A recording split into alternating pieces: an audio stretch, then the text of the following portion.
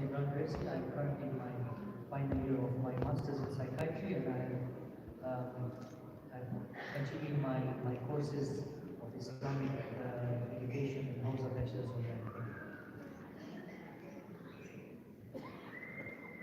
Assalamu alaikum. I'm Zuhair Jaffer, currently pursuing my PhD in philosophy of education, and having studied a few years in Hausa, inshallah, looking forward to a good discussion, inshallah. Any questions which I can answer, I'm at your service, inshallah. Assalamu alaikum. Dr. Sheikh Hassan Kilumari, Chairman Muslim Professors in Africa. I lecture in 5 universities. I have authored 37 books, and I'm a lover of Ahlul Bayt. Shukran jazeelan.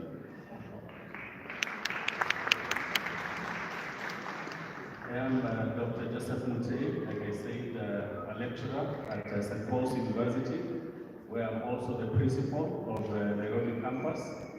I am the head of the program that we call Islam and Christian Muslim Relations in St. Paul's University, where I have taught for over 20 years. Thank you very much for the impressive introduction, mashallah. So there will be two types of questions.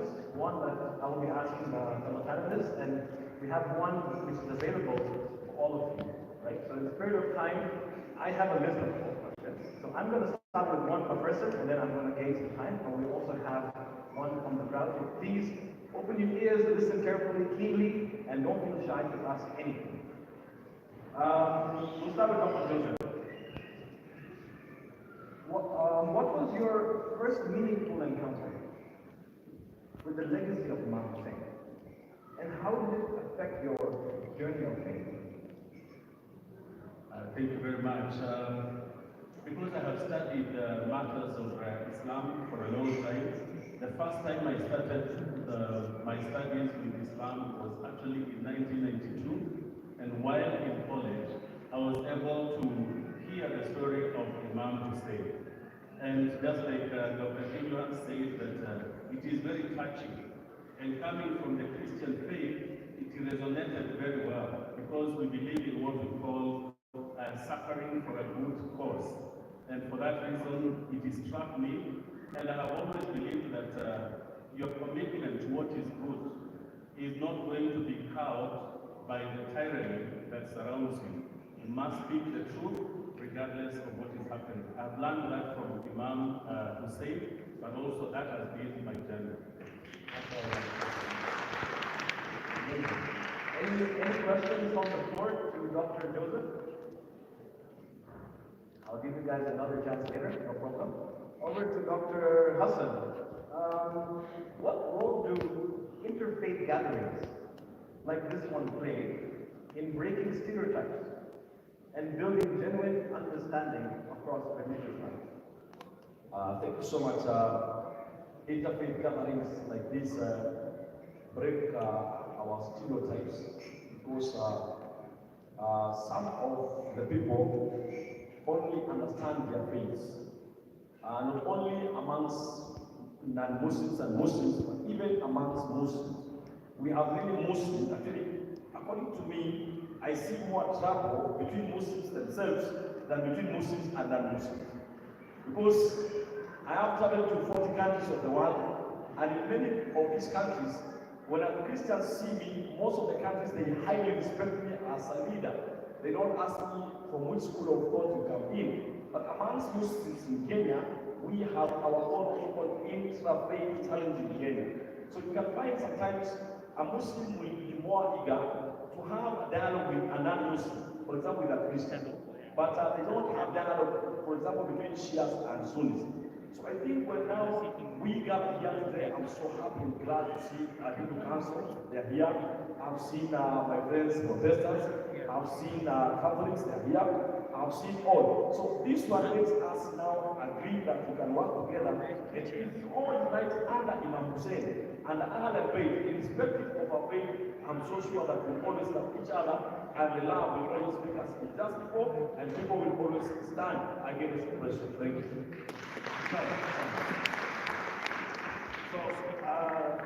back to you, Dr. Hassan. You've mentioned what the challenge is. What would be the solution from your lens, from your perspective, that everybody is listening, especially to do with the intro? Thank you so much. The greatest solution we have is education. The greatest solution is education. The network of education is that the Christians who are here should read the Quran, the Muslims who are here should read the Bible, the Muslims who are here should also read the Bhagavad Gita. And when you read all these books, then it opens up to all of us. That's the best solution. And anytime you meet any human being, don't ask about their religion. Look at them as human beings. And that is how Prophet Muhammad will see everyone as a human being. And if you go back to Allah subhanahu wa ta'ala, he tells us, وَلَقَدْ كَرَّمْنَا بَنِي آدَمَ.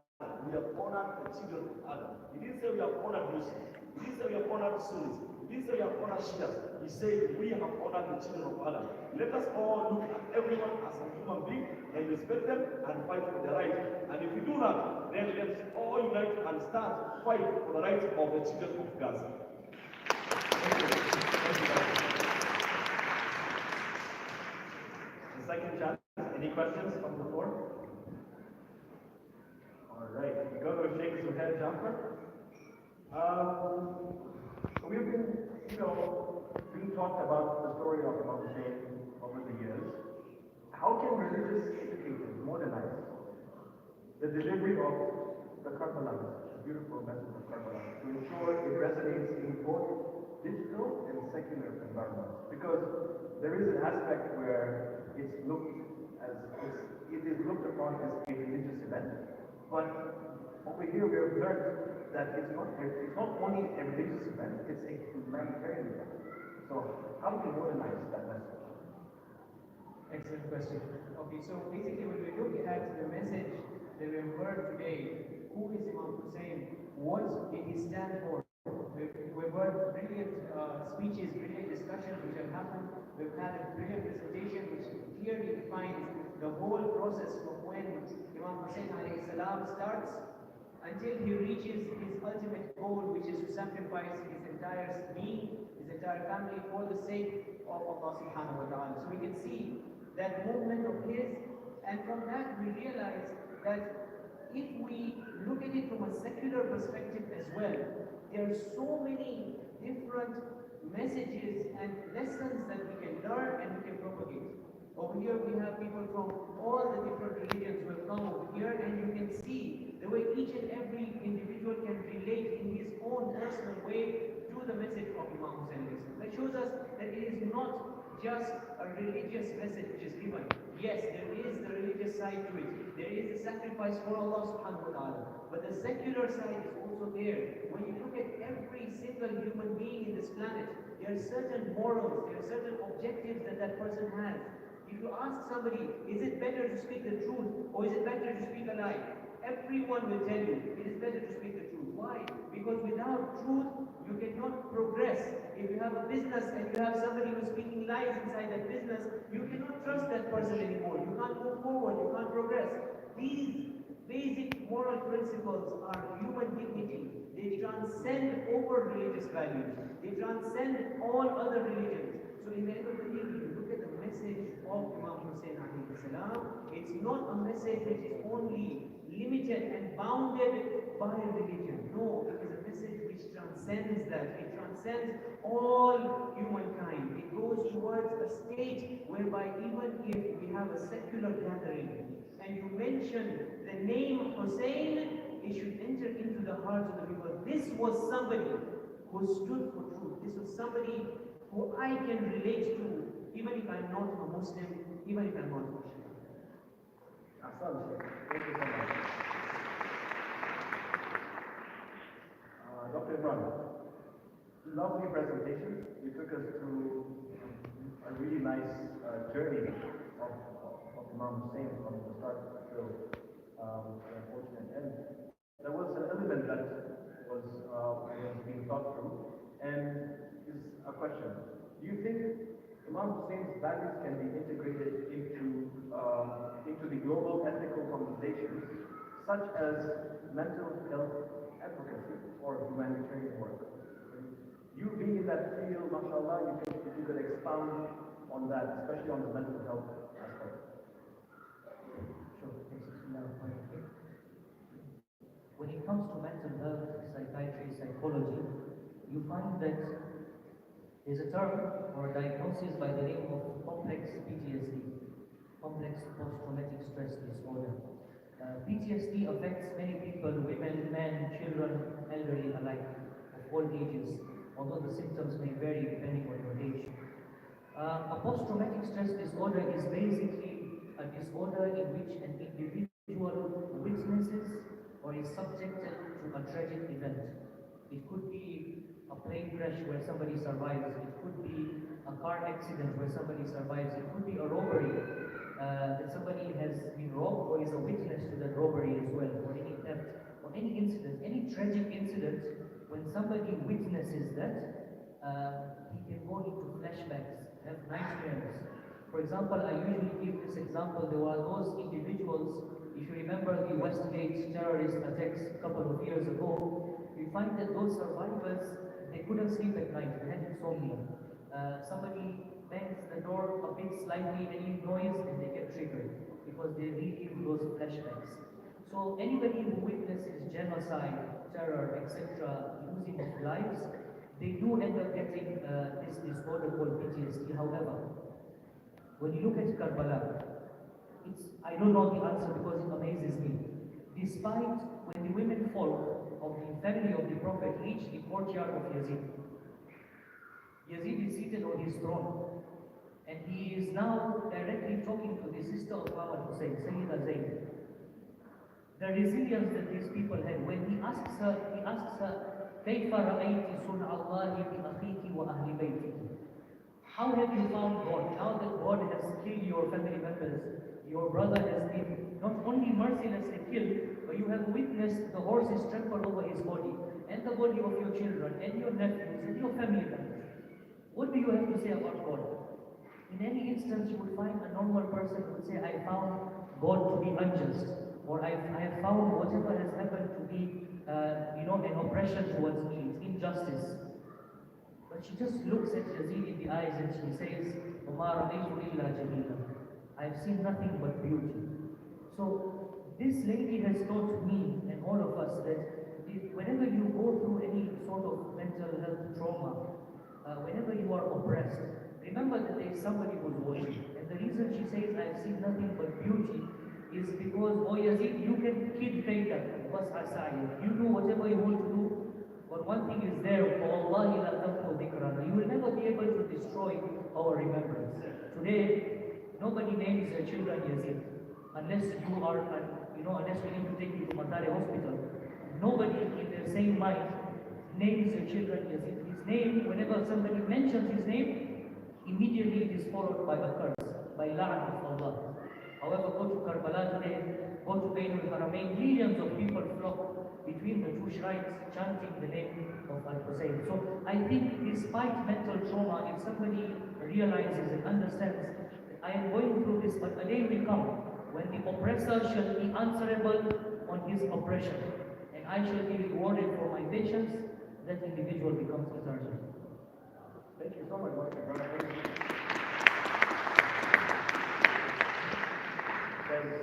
there's one thing that came to my mind is this word mental health and this whole advocacy has just come up as of recent, I think, a few hundred years back. This we're talking 1,400 years where this major catastrophe took place. And it calls for an action that, it's the cure is within you. It's, yes, we can seek help, but also, as you become of an age where you're able to think and figure out yourself, you have to start building. And I think belief in God is that key, also number one, right? Thank you. Sheikh Ali, Imam Hussein did not seek help, but stood for principle. How do we communicate this difference to today's generation, especially those disconnected from faith? I think I'm giving you the most difficult one. So basically, there is this notion that some confuse, that Imam Hussein went for Shahada.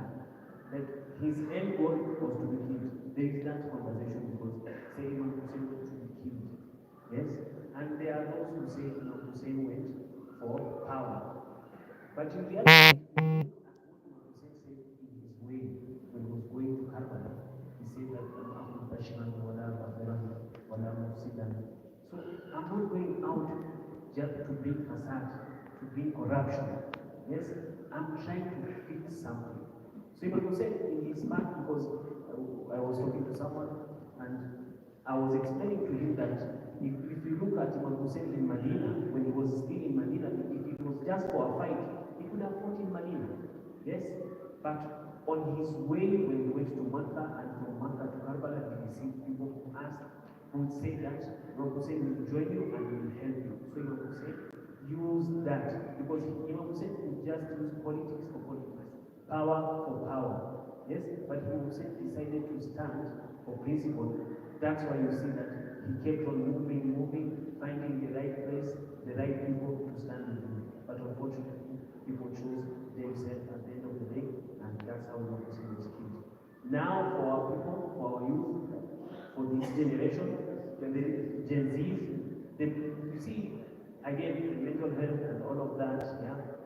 I usually tell people, be selfish, but remember it's just a phase, not your whole life. That's not how Islam is supposed to be. That's not how a Muslim is supposed to be.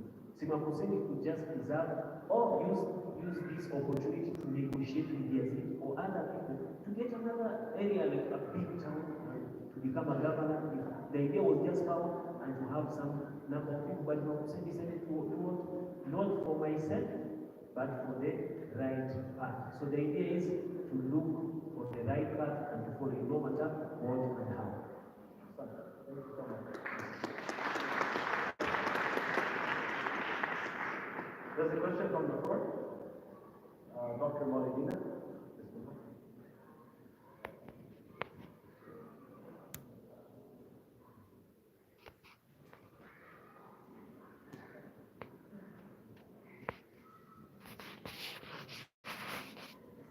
Mine is appreciation to SAAJ. It was very well organized and those communities who attended and spoke. But profession is obstetrics and gynecology. I will fail in my duty if I don't praise the lady Nita Chauhan, who spoke so well, and I would sincerely like all of you are men, she would have been invited on the stage, and I want her to speak something, because Bibi Zainab is the one who took the message of Imam Hussein, and I'm sure that she will get the message to her community and everybody to express what we did today and express the views of everybody who was here. So I would like her also to speak one or two words on the event which we have had and what she says about it and how you feels about it. Vinita Chauhan, please. Sorry. Thank you, Doctor. In addition to your question, there was another question that was also addressed to Madam Vinita. If I can ask the questioner to also ask the question. And then we can have Madam Vinita, who is reviewed by all of us. So the question I'd like to ask Nita is regarding the current situation and how she proposes that Imam Hussein's message can be seen in the injustices that we have seen in the world today politically. She gave amazing examples about how the Hindu faith has got amazing examples in the past. But what about current political situations that is resonating in Imam Hussein's message? Madam Vinita, if we can get the mic over to her.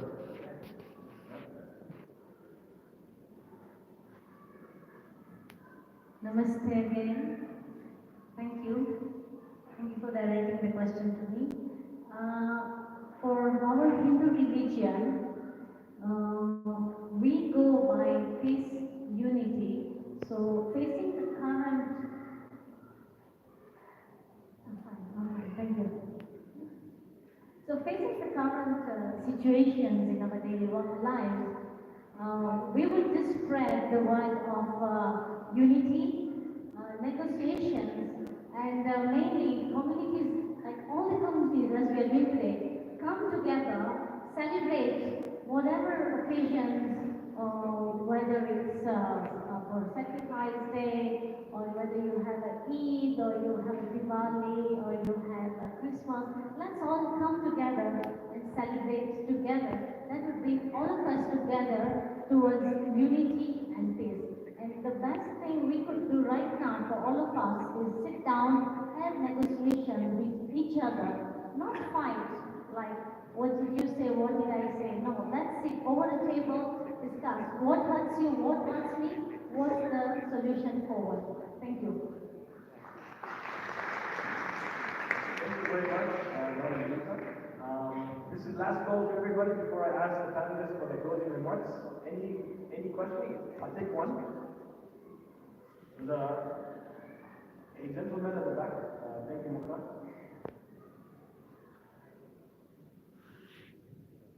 Thank you. Straight question. To all panelists. We know, fortunately, all people are faithful and believers in Islam. The problem is the equal number of hypocrites and transgressors. This is unfortunate. My question is straight to all panelists. Suppose any Tom, Dick, or Harry answer that why are you celebrating the month of Muharram? And it was already narrated by our Prophet Muhammad that what will happen to his grandson and Imam Hussein. So why do you celebrate the month of Muharram and Ashura? What will be your answer? Thank you very much. That's the last question I'll take. Actually, to be fair, the one from the gents and one from the ladies. I just saw a hand raised up. Please. Shall we take all the questions and then answer it, or? So we'll start with the gentleman's question, and I will choose Dr. Hassan. Bismillah. Thank you so much to our brother who is a great activist as far as human rights are concerned. We were yesterday together as I was rushing to KBC to address these matters of human rights. The issue of why celebrate Muharram, let me answer it first in the side of Sunnis. Prophet Muhammad, peace be upon him, according to sources of Sunni, was seen celebrating and fasting the day of Muharram. Actually, according to them, he saw the Jews celebrating and fasting on the night of Muharram. Then he was asked, why are you celebrating? They told him because this is the day Moses, was saved by Allah from the oppressor Pharaoh. And he said, Musa awla bina. Musa is more important and has not priority to us than even the Jews. And he fasted. But he said, if I live again, I will also be fasting 9 and 10. Now, if Musa alayhi salam is more important to Prophet Muhammad as he said, Hussein is more important to Prophet Muhammad, to Hussein alayhi salam is more important to Prophet Muhammad than even Musa alayhi salam. As we all know in Islam, Musa alayhi salam, during Isra wal Mi'raj, he asked Allah subhanahu wa ta'ala, make me amongst Ummah Muhammad. Now Imam Hussein, according to all traditions, is more important than Musa alayhi salam to us. And if Imam Hussein died fighting for us, then we have all reasons to be celebrating because of Imam Hussein. So we celebrate Muharram because of Musa being saved from oppression of Pharaoh, and we are celebrating Muharram because of remembering the oppression of Yazid and his team, which are all cast, so that we can remind our children that these people are bad and let us stand against oppression.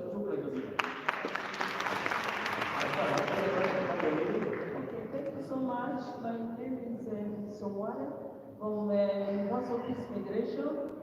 It's not really a question, but so much has been said. But when I see the explanation of all the presenters, the key, what I can feel and It is a family conflict. And in those presentations, there was no that emphasis on family, how to resolve conflicts in the family. I think next time we need also conflict resolution, family relationship.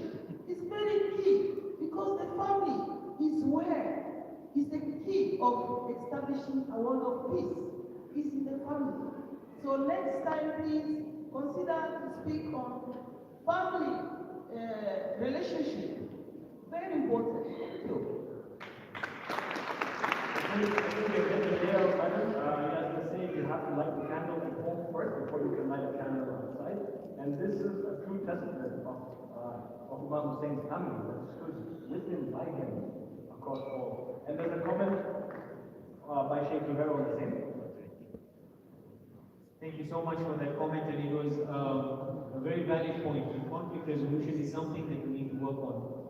I just want to emphasize on this point that when it comes to Karbala, when it comes to the message of Imam Hussein alayhi salam, it's not about a family feud. We need to understand from the history that even that Dr. Imran gave us very clearly that over here there was, on one side was truth and one side was falsehood.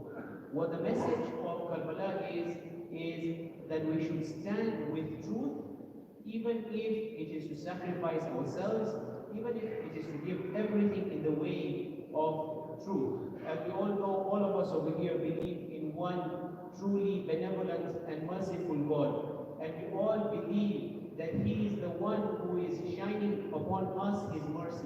And we should also inculcate His qualities within us as well. And as we believe that, and we see that somebody who was so openly against the qualities of God was standing up and fighting and oppressing a small group of people, that is when we see that we should stand with those who are oppressed. We should stand with Imam Hussein alayhi salam. And that is the difference between just a small family feud, a family conflict, and what happened in Karbala on the day of Ashura all those years ago, and that is why we still commemorate it until today. Son, thank you very much. This is comes to the end. I will ask each of the panelists, starting with Dr. Joseph, to mention one key takeaway that still today burns in your heart when you hear the name Hussein ibn Ali. Thank you very much. Like I said, I will say one, but maybe give us one bonus. One is that speak the truth, even if it is very unpopular. The truth will always win. But secondly, it is that the cause of the truth is not supposed to be of the majority. Like for example, we had about 100 people against an army of 60-something thousand people. When the truth stands, today we remember Imam Ali many years later, but we do not remember the 68,000 army that was there. So the truth is going to stand regardless of how long it will take.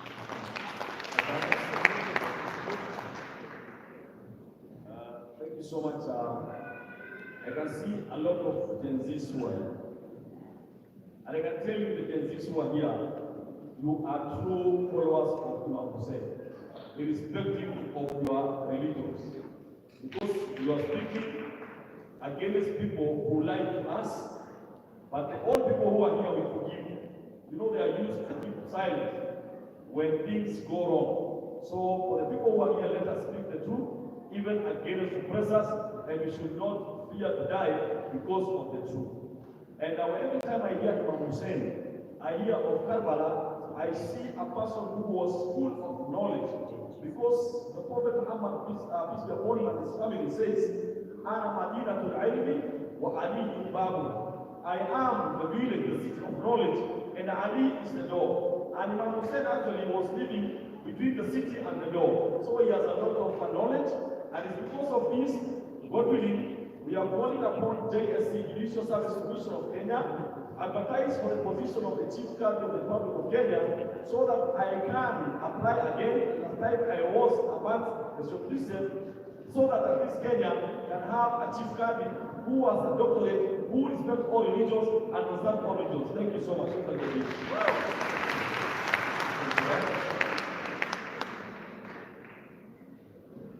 Okay, just to conclude, I would like to mention one of the things that comes out from the theme of Imam Hussein alayhi salam is the oppression and standing up for what is right. And right now, in today's day and age, we see with our own eyes 122 people starved to death.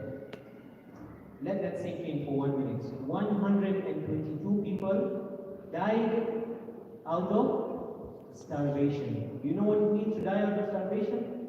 It means that for days and days and days you have not eaten any food.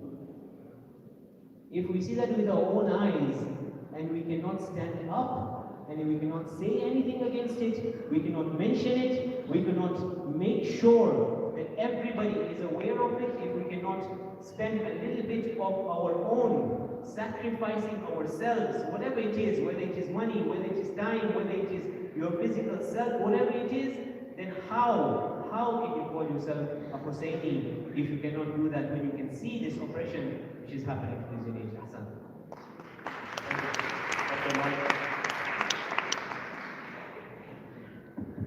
Thank you.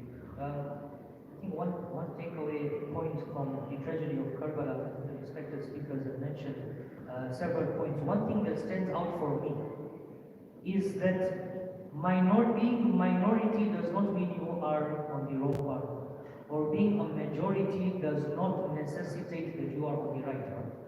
With 72, 80 or 90 people, Imam a.s. was warned by many people, but you're going to be killed. Look at the army in front of you. You are 80, 90.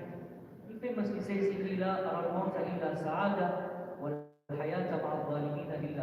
for me, death now is felicity, is success, but living amongst oppressors is humiliation. A very important take-home message, because it's my field now, mental health. Karbala teaches us that expressing grief is not a sign of weakness. Today, we have families whereby children are unable to openly communicate with their parents. They are unable to express their emotions and their feelings. Karbala teaches us differently, because the Ahlul Bayt expressed grief. Expressing grief and talking about your emotions is not a sign of weakness, because we need to come up with a situation whereby today's time and age, children, youth are able to open up about their feelings. You know, mental health. Today, if somebody has depression, the famous line, especially for Indian parents or Indian households, they'll say, "Mad harder feel a kind depression nothing." You know, but drinking mud and harder is not going to treat the anxiety or the depression. We need to understand that we need to express our emotions. Expressing grief is not a sign of weakness, and I think Karbala teaches us that very openly. Thank you.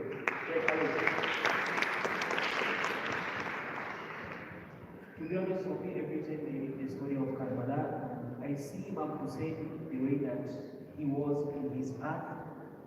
I see someone who is trying to help everyone, not asking for help. Because you will see him with his enemies, with Hurub Yazid, even with the people who tried to kill him at the last moment, tried to ask them to join Imam Hussein and to change their course of life. So I can see that Imam Hussein saw that everyone is living, everyone can be guided, everyone can be helped, and without judgment. Yes, to some degree, yes. So, but basically, you can see that Imam Hussein tried every single step until his last breath to help and guide. That's something Beautiful. Thank you. Thank you. Thank you very much for your panelists. Sorry for those who had questions still. The speakers will be available after. In the spirit of time, we have to move forward and over to the next. You can still give the paper. I'll hand it over to the panelists. And yeah, thank you very much. One more round of applause for the lovely panelists. Thank you very much.